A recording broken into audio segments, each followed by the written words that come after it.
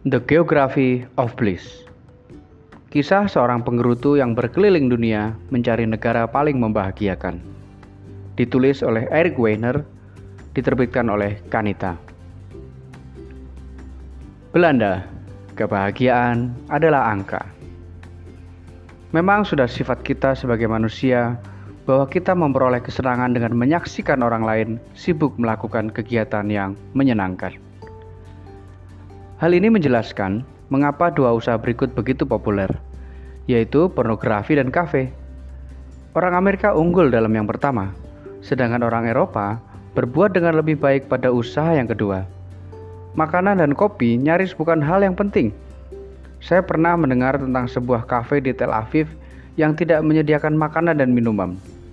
Kafe tersebut hanya menyajikan piring dan cangkir kosong kepada pelanggannya, tetapi dengan tarif tinggi. Kafe dan teater adalah tempat pelanggan menjadi penonton sekaligus pemain.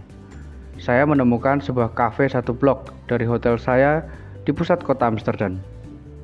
Kafe tersebut luas dan nyaman, besar sekali dan tak terpelihara. Lantai kayunya bagus, namun kelihatan belum dipoles selama bertahun-tahun. Ini semacam tempat yang di dalamnya Anda dapat menghabiskan waktu selama berjam-jam dengan menikmati bir. Dan saya menduga banyak orang di sini memang ke sini hanya untuk melakukan hal itu. Setiap orang merokok, jadi saya ikut bergabung dengan menyalakan sebatang rokok kecil. Sesuatu tentang tempat ini membuat waktu terasa mahal dan saya menjadi benar-benar menyadari detail-detail terkecilnya. Saya melihat seorang wanita duduk di kursi bar, kakinya lurus, disandarkan di atas pegangan tangga di dekat situ, sehingga kakinya membentuk sebuah jembatan kecil yang dia naikkan dan turunkan ketika orang ada yang lewat di tempat itu. Saya memesan sesuatu yang disebut bir Trappiste, hangat. Biasanya saya tidak suka bir hangat, tapi saya suka bir ini. Yang terdengar di sekitar saya adalah suara tertawa terbahak-bahak ala Belanda yang menyenangkan. Kedengarannya saya samar-samar sudah kenal dengan baik, meski saya tidak dapat membayangkan mengapa. Lalu saya mulai sadar bahwa bahasa Belanda persis seperti bahasa Inggris yang diucapkan terbalik. Saya tahu hal ini karena saya telah mendengar banyak sekali bahasa Inggris. Dalam era pradigital tersebut, saya menyunting pita rekaman untuk menjadi cerita NPR pada tape deck dengan gulungan pita sebesar pesawat televisi.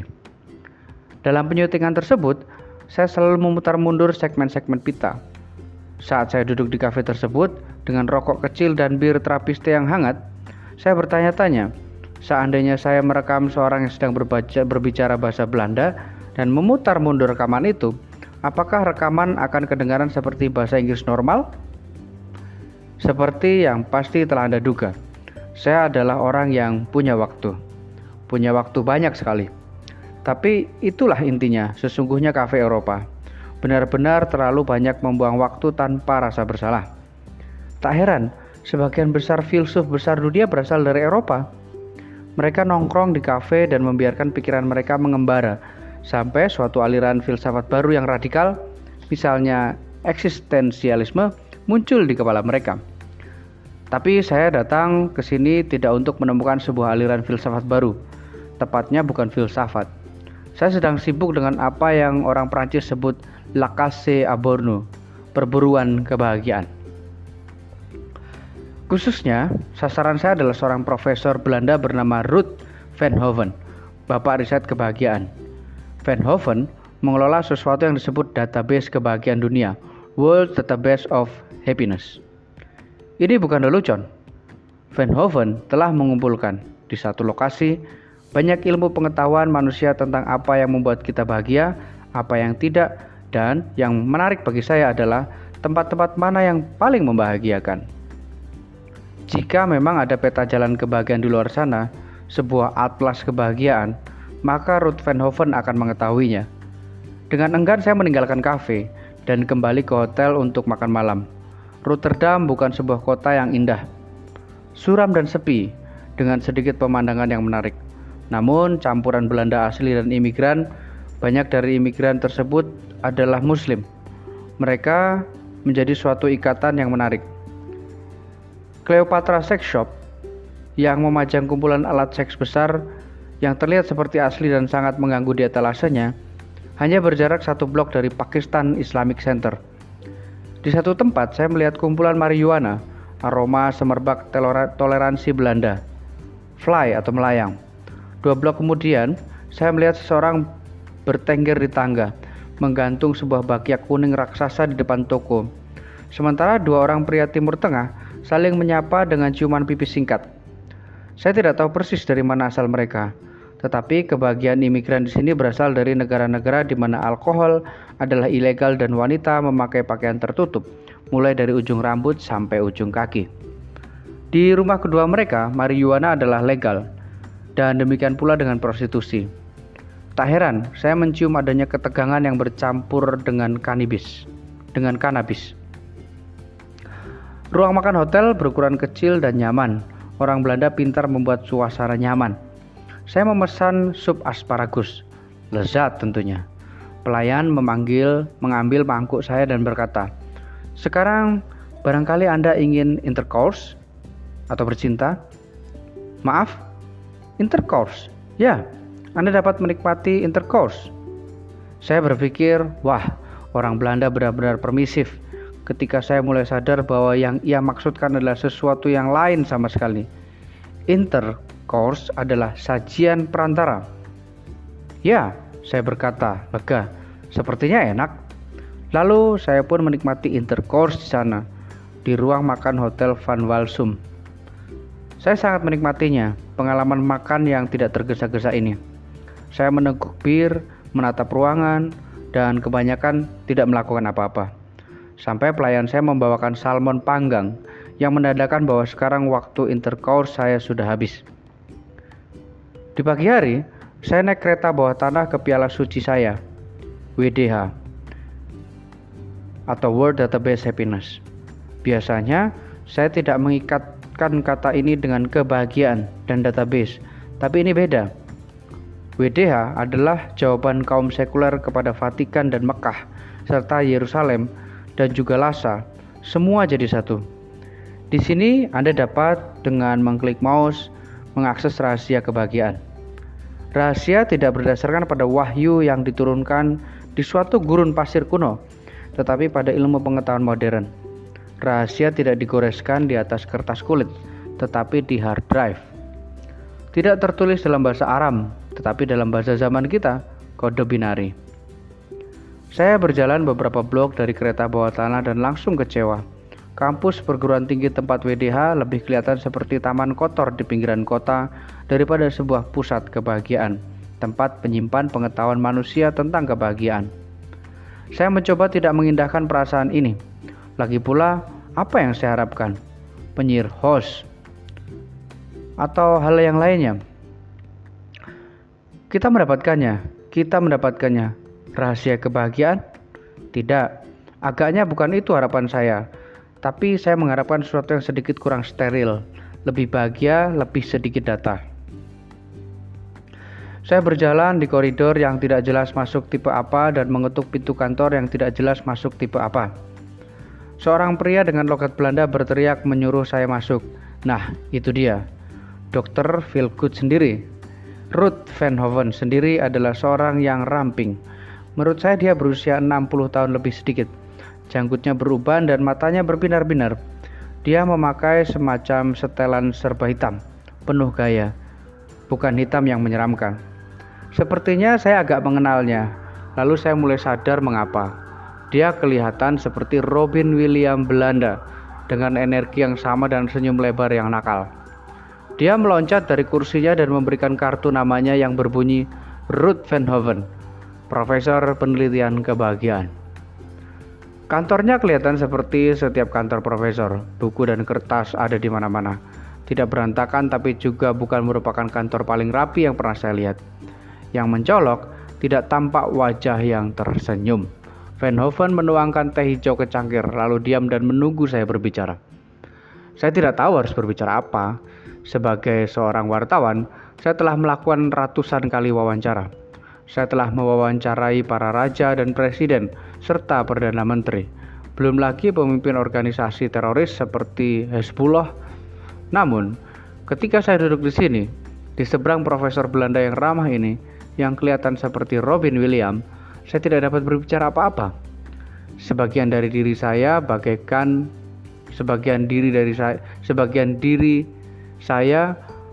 yang sangat membutuhkan kedamaian hati, ingin berteriak. Dr. Van Hoven, Anda telah mengolah angka. Anda telah mempelajari kebahagiaan selama kehidupan profesor Anda. Tolong, berikan kebahagiaan itu kepada saya. Berikan rumus kebahagiaan kepada saya. Tetapi saya tidak mengatakan hal itu. Saya tidak boleh mengoyah pelatihan yang telah saya peroleh selama bertahun-tahun yang memberitahu untuk menjaga jarak dengan subjek dan jangan sekali-kali mengungkapkan terlalu banyak informasi tentang diri saya sendiri. Saya seperti seorang polisi yang sedang tidak bertugas dan keluar malam untuk makan bersama keluarga. Tetapi penasaran ingin memeriksa restoran guna mengetahui kemungkinan adanya penembak di sana.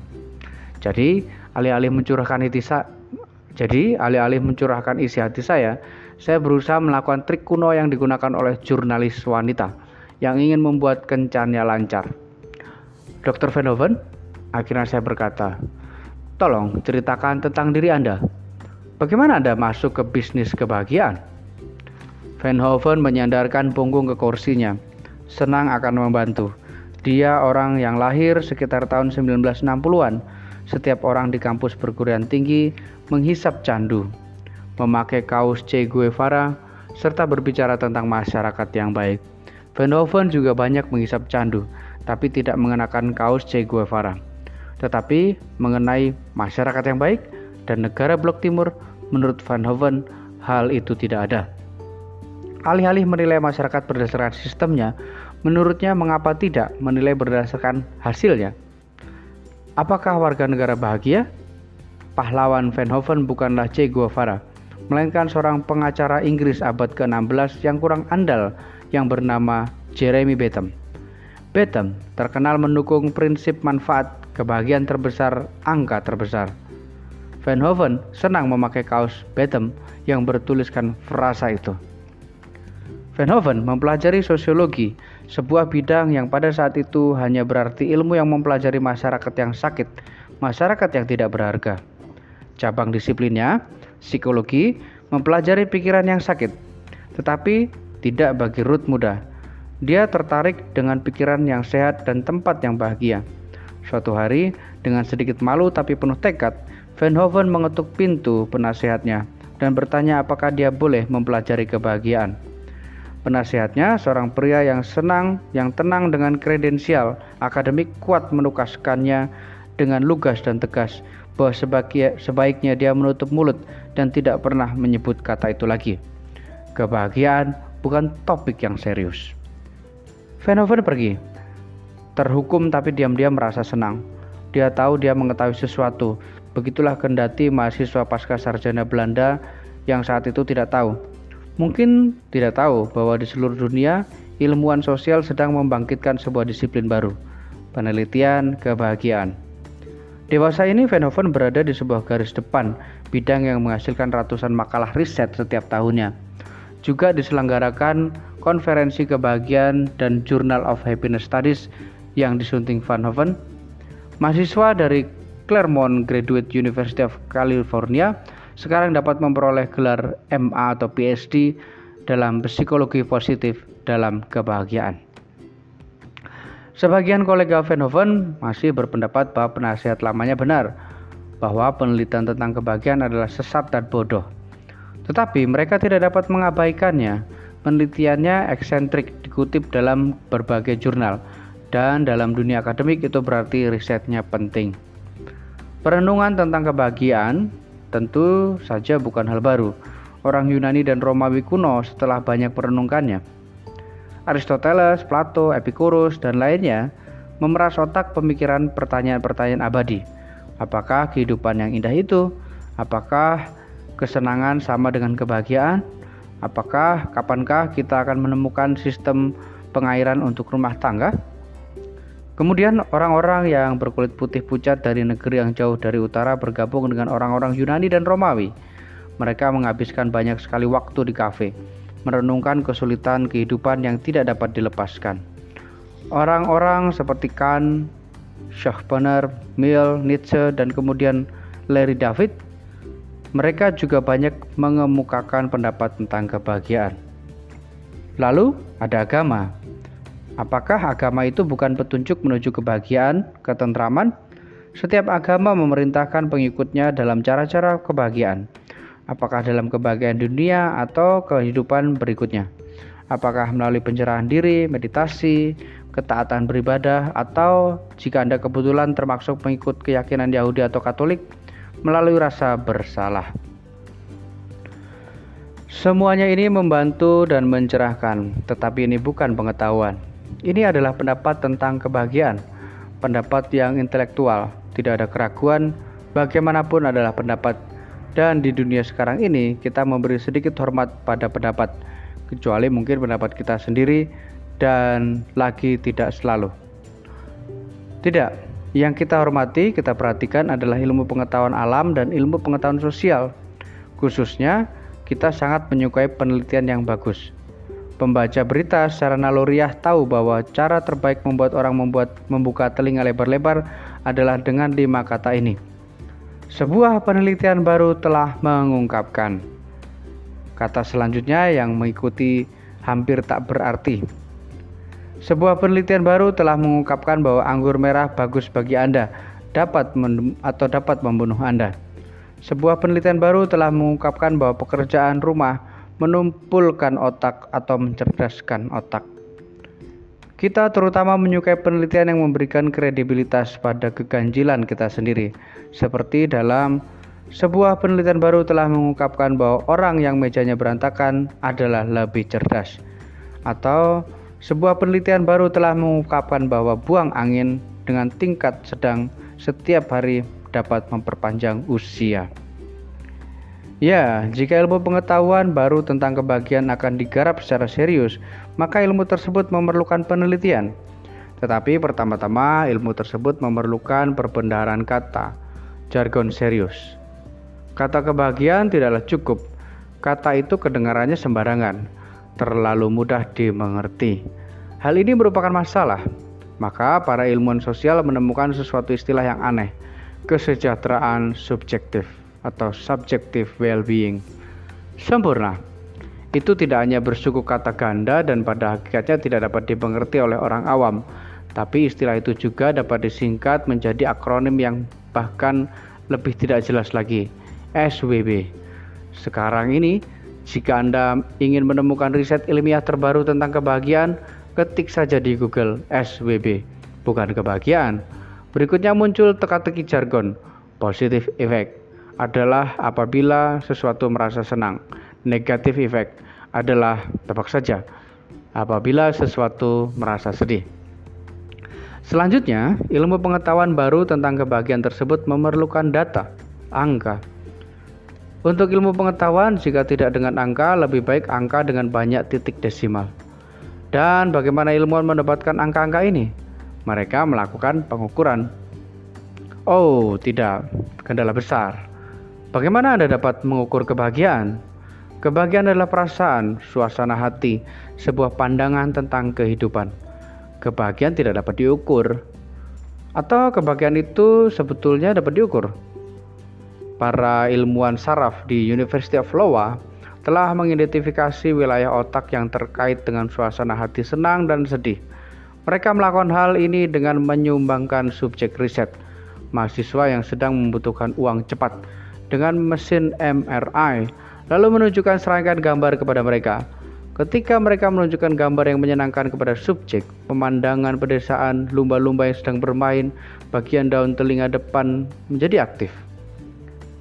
Ketika mereka menunjukkan gambar yang tidak menyenangkan kepada subjek, burung yang mati karena tumpahan minyak, tentara tewas dengan sebagian wajah hilang, bagian otak yang lebih primitif menjadi hidup.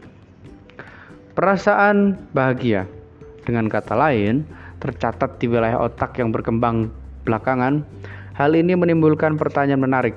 Apakah kita secara evolusioner, jika bukan istilah pribadi, malas berjalan menuju kebahagiaan? Peneliti telah bermain-main dengan cara lain dan mengukur kebahagiaan. Hormon stres, aktivitas jantung, dan sesuatu yang disebut penyandian ekspresi wajah. Menghitung beberapa kali kita tersenyum misalnya. Semua teknik ini menjanjikan dan memang suatu hari kelak ilmuwan mungkin dapat mengukur kebahagiaan Anda dengan cara dokter sekarang ini mengukur suhu badan Anda. Namun demikian, cara utama yang sekarang digunakan para peneliti untuk mengukur kebahagiaan adalah dengan teknologi yang jauh lebih rendah. Dan apabila Anda memikirkannya dengan teknik yang begitu mencolok, mereka mengajukan pertanyaan seberapa bahagia seseorang. Memang begitu betul. Secara umum, menurut Anda seberapa bahagiakah Anda saat ini? Itu adalah pertanyaan. Kurang lebih begitu dan telah ditanyakan para surveyor kepada orang di seluruh dunia selama sekitar 40 tahun ini. Ruth Van Hoven dan para koleganya mengklaim bahwa jawaban untuk pertanyaan tersebut sangat akurat. Anda mungkin mempunyai penyakit yang tidak mengetahuinya, kata Van Hoven kepada saya.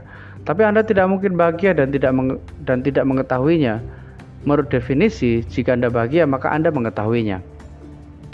Mungkin, tetapi kemampuan manusia untuk menipu diri sendiri tidak boleh diremehkan. Apakah kita benar-benar mampu mengukur kebahagiaan kita sendiri? Misalnya pada saat saya berusia 17 tahun, di mana saat itu menurut saya sangat bahagia, benar-benar senang dan tak peduli pada dunia. Sekarang ketika saya menoleh ke belakang, ternyata saya hanya benar-benar mabuk ganja pada saat itu. Dan saya kira juga karena pengaruh bir. Hambatan lain di jalan menuju kebahagiaan. Berbeda orang, berbeda pula definisi mereka tentang kebahagiaan. Gagasan Anda tentang kebahagiaan barangkali tidak sama dengan gagasan saya. Definisi favorit saya tentang kebahagiaan berasal dari pikiran seorang yang tidak bahagia bernama Noah Webster. Ketika dia menulis Kamus Amerika yang pertama pada tahun 1825, dia mendefinisikan kebahagiaan sebagai perasaan menyenangkan yang berasal dari kenikmatan rasa senang. Definisi itu mengatakan semuanya. Terdapat perasaan menyenangkan, gagasan bahwa kebahagiaan itu adalah perasaan. Penganut aliran hedonisme menyukai definisi itu. Dalam definisi itu ada kata kenikmatan, yang menyatakan kebahagiaan adalah lebih dari sekedar kesenangan hewani. Dan kenikmatan apa? Kenikmatan dari rasa senang. Sebuah kata yang seharusnya telah ditulis dengan huruf besar oleh Webster. Rasa senang. Kita ingin merasa senang tetapi karena alasan yang tepat. Seandainya Aristoteles mengetahui definisi itu, ia akan menyetujuinya. Kebahagiaan adalah aktivitas yang baik yang dilakukan jiwa, kata Aristoteles. Kehidupan yang baik dengan kata lain adalah kehidupan yang bahagia. Kita manusia adalah makhluk 5 menit terakhir.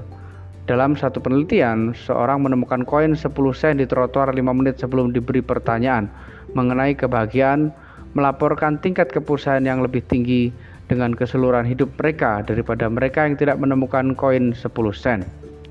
Penelitian telah berusaha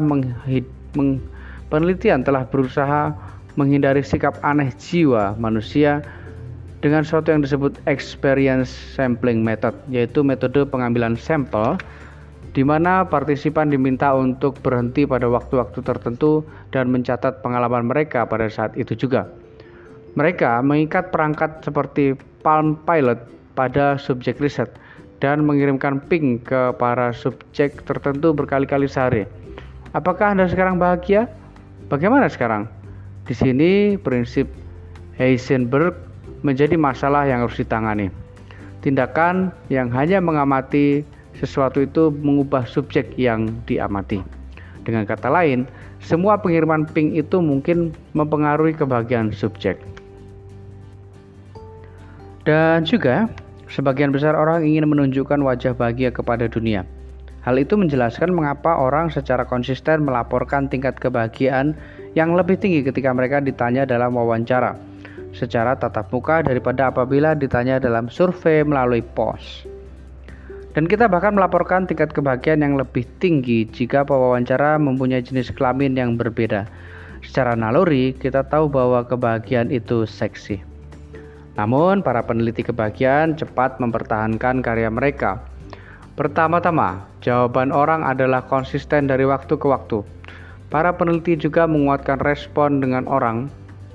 Misalnya, menanyakan kepada teman dan kerabat, apakah Joe tampak seperti orang yang bahagia bagi Anda? Penilaian eksternal ini cenderung terbukti cocok dengan tingkat kebahagiaan yang kita rasakan sendiri. Di samping itu, ilmuwan mengukur IQ dan sikap terhadap isu seperti rasialisme yang juga bersifat subjektif. Mengapa tidak mengukur kebahagiaan juga? Atau seperti yang dinyatakan Mihaly Csikszentmihalyi, seorang yang mempunyai nama besar di bidang penelitian tentang kebahagiaan. Ketika seseorang berkata dia sangat bahagia, maka orang lain tidak berhak mengabaikan pernyataannya atau menafsirkan sebaliknya.